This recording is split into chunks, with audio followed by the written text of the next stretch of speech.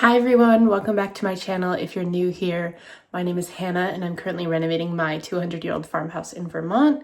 And a few weeks ago I started a project in my informal living room, building bookcases. So we're continuing that project today. And the last week I came home. I was in France for about 9 days, and so now I'm ready to start working on the bookcase project again. I went to the hardware store the other day and picked up what I thought was the rest of the supplies to finish the bookcase build, but we need to go back to the hardware store today. And yeah, so it's not a house project if you don't have to go to the hardware store at least 3 times. So going back to the hardware store today, and then we're gonna come back and start working.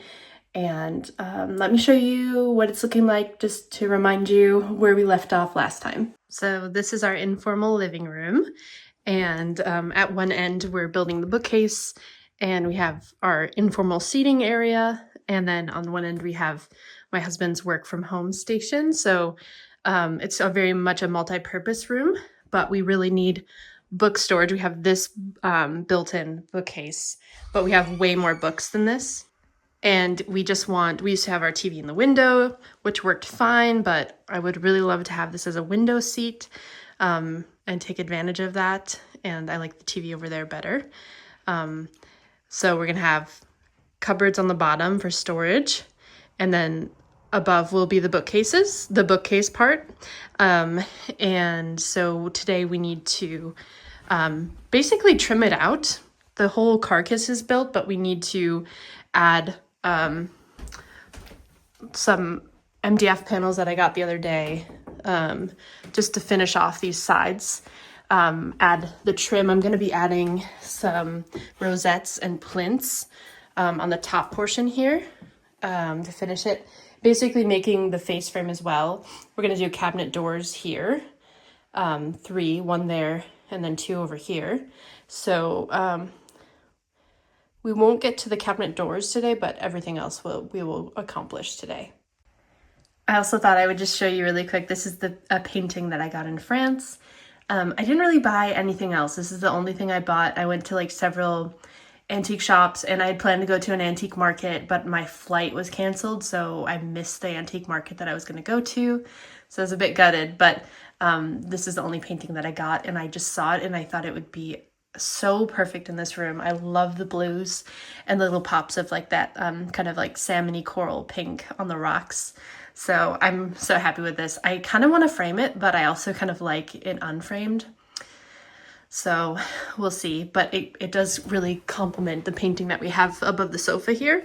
And I was thinking it could look cool to move this one down a little bit and then put that one above to have like a stacked moment.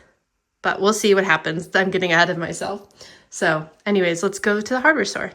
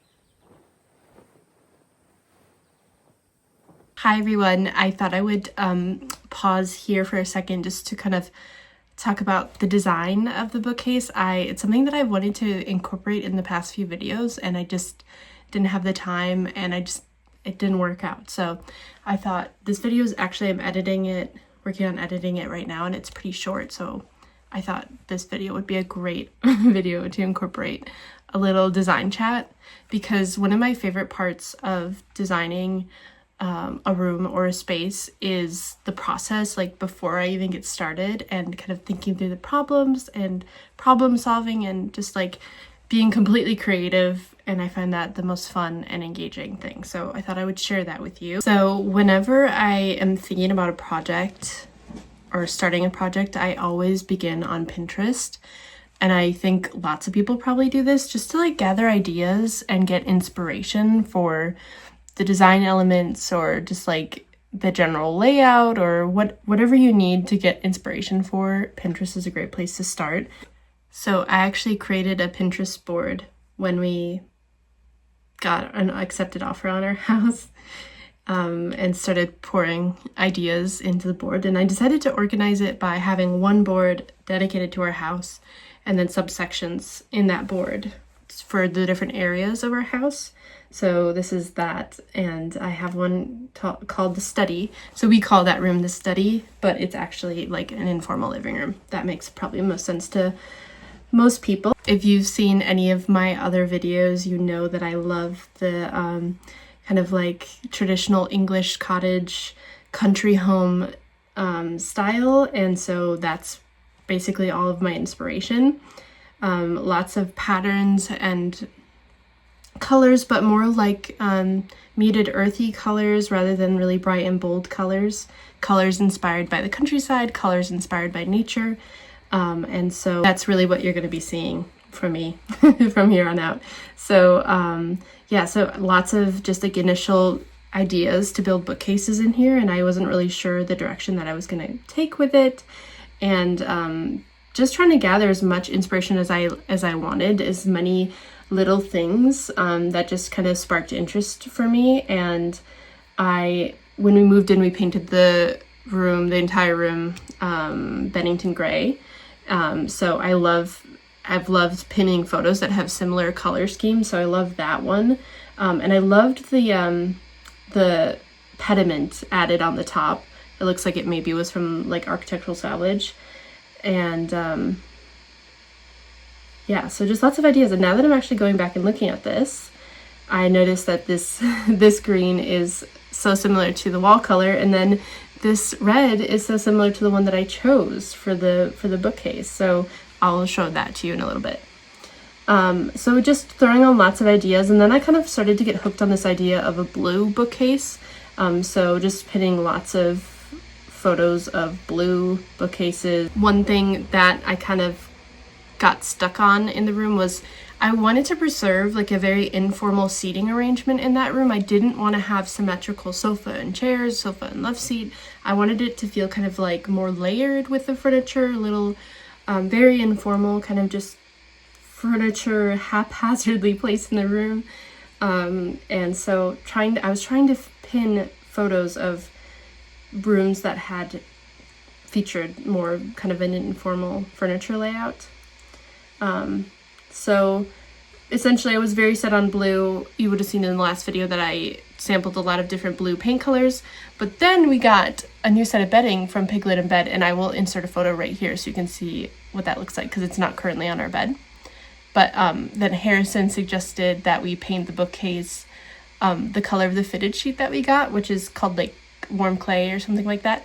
And I was like immediately, yes, let's do that. That's an amazing idea. And so I went to Little Green, which is my favorite paint company, and I just couldn't find the right kind of like, I looked through their color cards and I just couldn't find the right kind of red that was like this terracotta color. So I went to Fair and Ball, and they had a color called Red Earth, which I did like a side-by-side comparison, and I was like, this is almost an exact color match. So I ordered a sample pot, and then I swatched it on the bookcase, and I'm really happy with it. I'm going to show it to you in just a little bit, but let's go on to the next step of the design process. After that, I kind of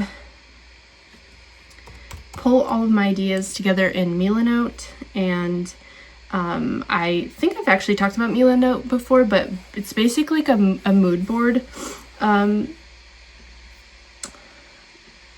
digital mood board, I guess I would call it. And you can create all these different boards and then put your ideas into them. So I have one for a few of the rooms we worked on, and I just started putting all the colors and all the things that we already had in the room. So I found an image online of our rug and a similar lamp and a similar side table, an inspiration photo, a similar sofa to what we have just online, and then adding in the paint color. So I added Bennington gray in there as well as a color swatch. And then I kind of just played around with it, and I wish that I hadn't done this, but I accidentally deleted. I had like probably 10 color swatches in here, just playing around with the different options. Oh, there's a color behind here. I considered adding another accent color, a white. We have silent white throughout our house, so that's one I landed on, but I also looked at Slaked Lime from Little Green. And then I just popped in a color swatch for Red Earth from Fair and Ball, and this is what it looks like. And as soon as I plopped it in there, I was like, this works so well. And this is not our chair. This is a Facebook Marketplace chair that I really want to get, but I'm not sure if it's right for the space. So I'm just gonna move this to the side. We have a different chair. Maybe one day we'll get a different chair. I'm not sure if that's gonna happen anytime soon. But as soon as I put the Red Earth in there, I was like, this is so good. There's so much color harmony happening here between the red and the green. Obviously those are opposites on the color wheel, and then kind of those like warm blues. There's warm blue in the rug, there's similar, just like it all went together so beautifully. So I'm really happy with this, and so I think Red Earth is the color we're going for. And so this is a very condensed view of like how I approach a room. I also did, for this room, I did the rendering on SketchUp. I'll insert a photo here so you can see what that looks like. I did my first rendering on SketchUp in March of this year. So I created this Pinterest board when we first got our accepted offer on the house. So like my mind is constantly thinking about things and working through things, and I love solving problems. So this has been, dare I say, years in the making, but that's a very condensed view of my basic design process. And thank you so much in the last video for your feedback about the paint color. A lot of you said to go for silent white, just leave it white, but a part of me just like could not bring myself to do that, because I felt like there would have been a missed opportunity for a really special moment in this room. I really wanted this bookcase to anchor the space and really kind of have a spot in the room to let your eye land on, because I've shown you the room. It has all these different sections. It's going to have the bookcase and the seating area and then the work from home area, and it just needed something bold to really draw your eye to and ground the space so that it just felt better. So that's what I decided on, and I think it's gonna just be wonderful, and it's gonna match so much of my decor that I already own, which is an added bonus. But I'm definitely gonna still be going antiquing and looking for a few things to add to the room. So today I am working on this pretty much by myself, and I gotta start with just a few like fiddly bits, just finishing off things, and then I'm gonna work on the face frame and the toe kick for the bottom half, the cabinet half. And then I think I'll end the video here after that. So I'll see you again at the end of the video.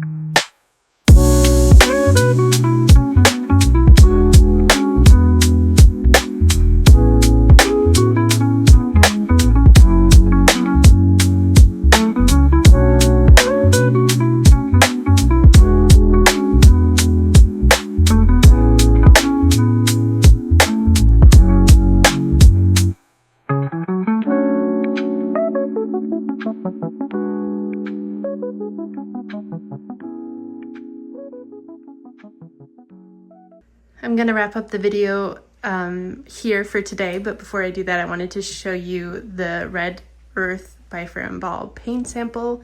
You can see that it looks really good in this space. I'm so happy with it.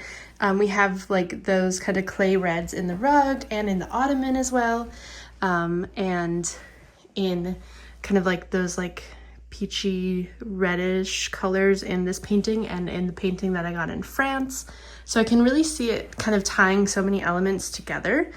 So I'm really happy with it. I think it has the perfect amount of warmth for this space, and you can kind of see it against the green. It does not look dull at all. It looks actually nice and vibrant, not too vibrant though. It's like I think it's the perfect color for this room. When I was looking at the blues, swatching the blues in the last video, one issue that I was running into was that a lot of the blues just read very gray, and I didn't want gray in this room. It's not my favorite color, and I prefer to use more like warmer, kind of more saturated colors. And so the red, I think, is a perfect answer to that because it does not read gray at all. It is a muted color, but it has warmth and a bit of saturation to it. So I think it works really well in this room. I'm so happy with it. I hope you like it too. And I'm gonna sign you off here for today. And in the next video, we're gonna work on the cabinet doors for the bottom. And what else do we need to do? Oh, we're gonna add the crown molding up at the top, and then we're gonna add little feet to the toe kick just to add a little decorative detail. And then after that, it's on to filling and sanding and painting and sanding and priming, painting and all of that stuff, and then it will be finished. So make sure you're subscribed so you don't miss out on the next update coming soon, and the final reveal as well. And let me know your thoughts as always, and thank you so much for watching, and I will see you next time.